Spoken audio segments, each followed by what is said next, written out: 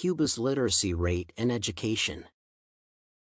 The experience of the Cuban Revolution showed that one of the essential conditions to overcome economic and cultural backwardness was the creation of a system of public education.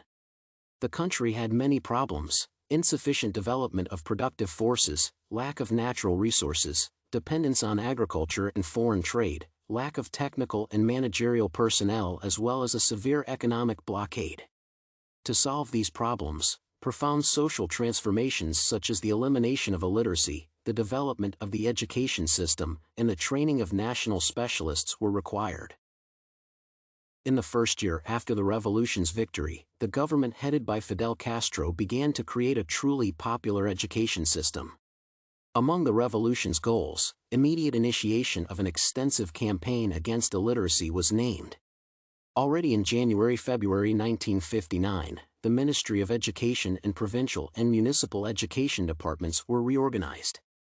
The reorganization was based on the principles of collective leadership, personal responsibility for the assigned task, and democratization of management.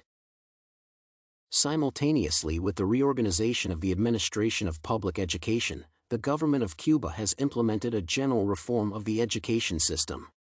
The law established that primary, secondary, vocational, and higher education were free. Moreover, the rural population got access to education through a comprehensive system of scholarships, primarily for the children of needy families of workers and peasants living in remote rural and mountainous areas. By providing scholarships to students in need, the state fully assumed the costs of education, food, clothing, and housing. The methods of the literacy campaign were the establishment of literacy commissions and municipal education councils. In collaboration with public bodies, these organizations saw to it that every child and every illiterate adult was enrolled in school or took an educational course. From the beginning of the campaign, it was evident that it was impossible to conduct it with the help of professional teachers alone. Tens of thousands of Cubans responded to the call of the state to take part in the literacy campaign, voluntarily expressing a desire to teach reading and writing to illiterate people in their free time. These were the first volunteer teachers who began to be called People's Literacy Distributors. Students and students of educational institutions united in brigades named after Conrado Benitez and joined the army of alphabetizadores. Slogans were put forward in the country: "If you know, learn; if you don't know, learn," and "It's not a shame to be illiterate" in 1961, but in 1962 it's a shame. The literacy campaign had a truly mass and all-embracing character.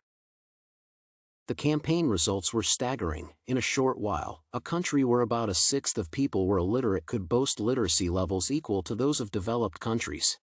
At the start of the campaign, the population of Cuba was a little more than 6 million people, of whom about 1 million could not read and write, and this number went up to 47% in rural areas.